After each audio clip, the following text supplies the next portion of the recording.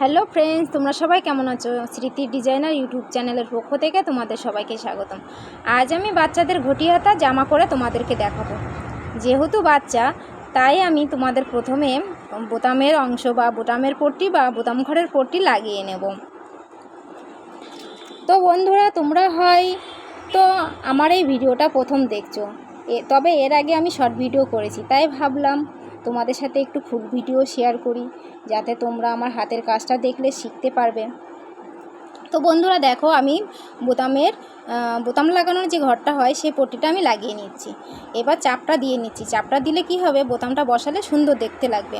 এবার দেখো, যেখানে আমি বোতামটা বসালাম তারপরে যে বোতামের যে ঘরটা হয় সেই ঘরটাও আমি সেলাই করে নিলাম। এরপর আমি দেখো ধরে ধরে টোকেন দিয়ে নিচ্ছি।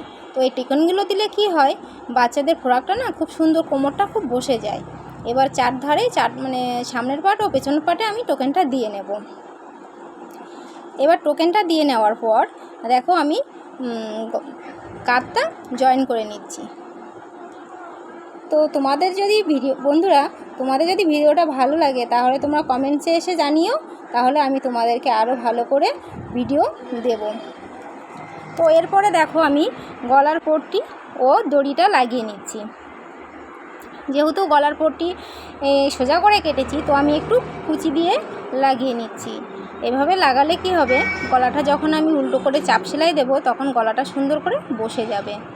তো তোমরা হয়তো ভাবছো আমি এত বকবক কেন করছি, ভিডিও দিচ্ছে ভালো কথা, তো এত বকবক কেন করছি। তো আমি না একটু বেশি বকতে ভালোবাসি। তো যাই হোক, এবার দেখো আমি সেই গলার পট্টিটা চাপ দিয়ে নিচ্ছি। চাপটা দিয়ে নেওয়ার পরে উল্টে যখন আমি মেশিন দিয়ে সেলাইটা করে নেব তখন গলাটা খুব সুন্দর করে বসে যাবে। যেহেতু বাচ্চা, তো আমি মেশিনে পুরোটা সেলাই করে নেব, হাতের সেলাই এখানে দেবো না। এবার সাইড থেকে আমি একটু করে জয়েন করে নিচ্ছি যাতে আমার কুচিটা বসাতে সুবিধা হয়। এবার আমি কোমরের কুচিটা বসিয়ে নেব। তো বন্ধুরা, তোমরা যারা কুচি দিতে না পারো তারা আমার মতো করে চেষ্টা করো, অথবা ইঞ্চি টেপ নিয়ে 1 ইঞ্চি অথবা হাফ ইঞ্চি ভাঁজ করে দাগিয়ে নিও, তাহলে দেখতে সুন্দর হবে। বা মাপ নিয়ে করলে কুচিটা একটা ছোট একটা বড় হবে না। আমার যেহেতু করা অভ্যাস রয়েছে, তাই দেখো আমি হাত দিয়ে হাফ ইঞ্চি পরিমাণ ভাঁজ করে করে কুচিটা দিয়ে নিচ্ছি। তোমরা এভাবে চেষ্টা করলেও পারবে, আর না হলে মাপ নিয়ে করলে কি সব থেকে সুন্দর হবে। হাফ ইঞ্চি মাপ নিয়ে নেবে। দেখো আমি এভাবে কুচিটা দিয়ে নিচ্ছি। আর দেখো নিচের কুচিটা না আমার লাগানো হয়ে গেছে, তোমাদের দেখাতে ভুলে গেছি। তো নিচেরটাও এরকম আমি 2 ইঞ্চি কাপড় কেটে নিয়ে আমি জামার একদম খুলে যাবে না, আমি 2 ইঞ্চি পরিমাণ কাপড় নিয়ে কুচি করে লাগিয়ে নিয়েছি। দেখো আবার আমি চাপ দিয়ে দিচ্ছি। ডবল সেলাই দিলে কি হবে, বসে যাবে, ফেটে যাবে না, ছিঁড়ে যাবে না। আমরা নিচের পাটেও 2 ইঞ্চি পরিমাণ কাপড় নিয়ে সেমভাবে কুচি দিয়ে নেব। নেওয়ার পরে কুচিটা নেওয়া হয়ে গেছে। এবার আমি এই চাপটা দেখো, এখান থেকে চাপটা মেরে দিলে কি হবে, জিনিসটা চাপ হয়ে বসে থাকবে। এবার আমরা ঘটি হাতাটা বানিয়ে নিচের দিকে থাকবে। তারপরে দেখো আমি ঘটি হাতা করব যেহেতু, তো ঘটি হাতা করে নিচ্ছি। তো ঘটি হাতা কাটার সময় তো দেখানো হয়নি, তো পয়েন্ট দেওয়ার থেকে আমি কুচিগুলো করে নিচ্ছি। দেখো আমি 7 থেকে 8টা কুচি করে নিয়েছি। এবার এইটা আমি হাতার মুখে লাগাবো। 1 ইঞ্চি পরিমাণ একটা কাপড় কেটে নিয়েছি। দেখো, তো 1.5 ইঞ্চি কাপড়টা নিলে কি একটু চওড়া হবে, একটু মোটা হবে, পাইপিংটা দেখতে ভালো লাগবে। তো যেহেতু বাচ্চা, তো আমি 1 ইঞ্চি পরিমাণ নিয়ে দেখো আমি কীভাবে কুচিটা দিয়ে নিচ্ছি। তোমরাও না এভাবে চেষ্টা করবে, দেখবে ঠিকই পারবে।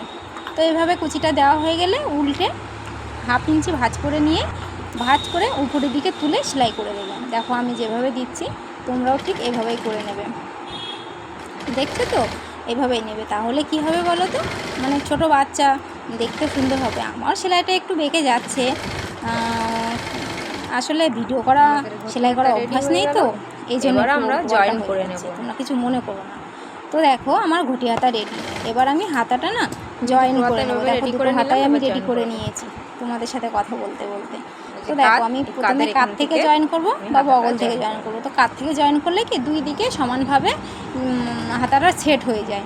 ওই জন্য আমি সব কিছুতেই কাঁধ থেকে জয়েন করার চেষ্টা করি।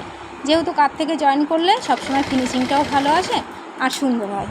তো তোমরা এভাবেই চেষ্টা করবে, দেখবে ভালো হবে। আর তোমরা না আমাকে জানিও যে দিদি এখানে সমস্যা হচ্ছে বা ওখানে সমস্যা হচ্ছে, আমাকে সমস্যার কথাগুলো আমাকে বলো, কমেন্টস করো, তাহলে আমি তোমাদের সেখানে যেখানে সমস্যা হচ্ছে সেগুলো আমি পরিষ্কারভাবে সেই ভিডিওগুলো দেওয়ার চেষ্টা করব। এবার আমি 1 ইঞ্চি বাড়তি কাপড় রেখে দেবো, যেহেতু বাচ্চারা তো দরকার বড়ই হবে, ছোটো করলে তো হবে না, তো 1 ইঞ্চি পরিমাণ আমি কাপড় সাইডে রেখে দিয়েছি। দিয়ে দেখো এদিকে জামাটা আমার ওই 24 সাইজের মতো হবে, বাচ্চা তো বেশি তো বড় হবে না, তো আমি কোমর থেকে দেখো কীভাবে সেলাইটা সেলাই করছি। 2 সাইডটা এইভাবে সেলাই দিয়ে নিলে না খুব সুন্দর বাচ্চাদের জামাটা রেডি হয়ে যাবে। দেখো আমার না কথা বলতে বলতে না তোমাদের সাথে কথা বলতে বলতে আমার জামাটা রেডি হয়ে গেল। এবার দেখো ডবল করে সেলাই দিয়ে নিয়েছি। ডবল করে দিলে কি হবে, যদি একটু টাইট হয়ে যায় সাইড থেকে খুলে নেবে, তাও তোমাদের দেরি করতে হবে না। এরপরে দেখো আমি দড়ি বানিয়েছিলাম, মানে ফিতে বানিয়েছিলাম, অথচ ফুল বানাতেই ভুলে গেছে। তো লাস্টে দেখো আমি তোমাদের আবার ফুল বানানোও রেখে দিচ্ছি। তো ছোটো বাচ্চা তো অত বেশি ফুল দেবো না, আর কাপড়ও একটু শর্ট ছিল, তো শর্ট কাপড়ে কীভাবে করলাম তোমাদেরকে ভিডিওটা দেখিয়ে দিলাম।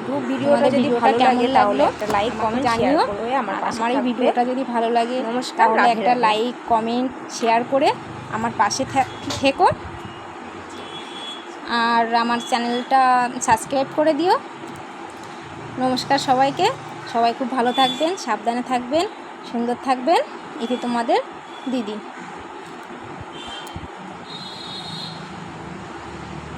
এটুকুনি ছোটো।